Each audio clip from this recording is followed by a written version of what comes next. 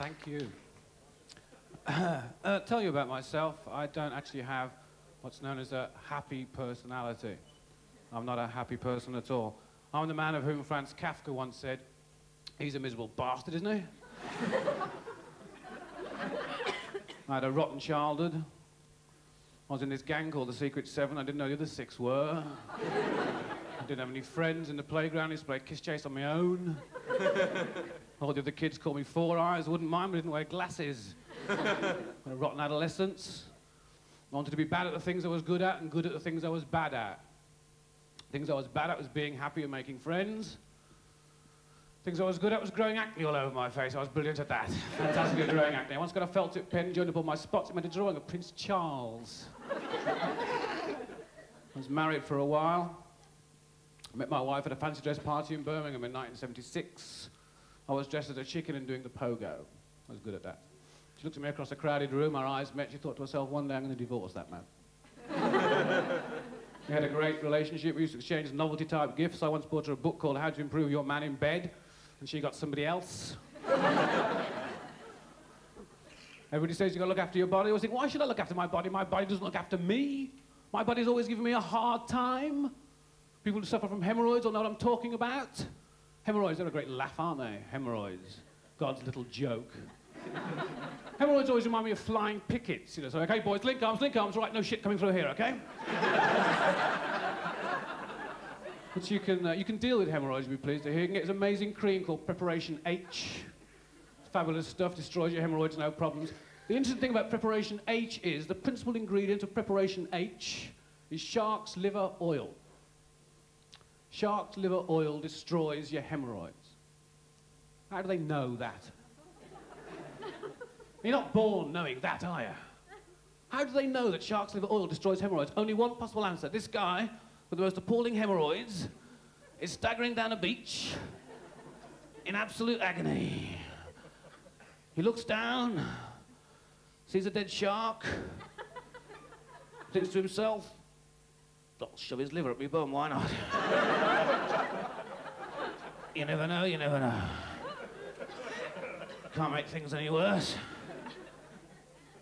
If the liver doesn't work, I'll shove the old shark up, I don't care. Ram it up and see what happens, you never know. What the? What's happened? This is amazing. What have I done? What have I stumbled on? I feel like Louis Pasteur. I'll have to patent this, down to the patent office. I want to patent this. What the hell's that? Dead shark's liver. What do you do with that? Shove it up your bum. Why? I've got hemorrhoids. What do you expect? I've only come across one piece of philosophy that I thought was any good. I'm going to share it with you tonight. My philosophy is, every morning before breakfast, eat a live toad. Nothing worse will happen to you all day. Thank you.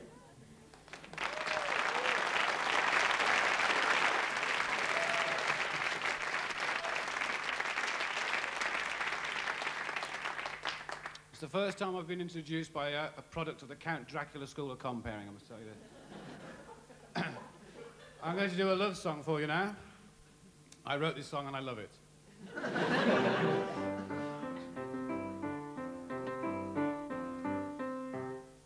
She says Nietzsche, I say Nietzsche. She says Dore, I say Dore. She says Wagner, I say Wagoner. She says Goethe, I say Goethe. She says Yeats, I say Yeats. She says Keats, I say Cates. She says Fellini, I say felony. She says Strindberg, I say who. She says page 9, I say Paganini. She says Millet and I Milate. She says Truffaut, I say Truffort. She says don't dally-dally on the way. She says Proust, I say Proust. She says Rambo and I Rimbaud. I say I am her super stud and she says I am a stupid sod. Now I'm going to do now a science fiction song. All my songs are science fiction songs.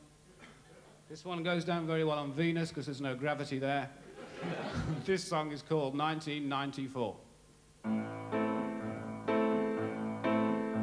In 1994, When the thought police come knocking on your door, think, I'm out.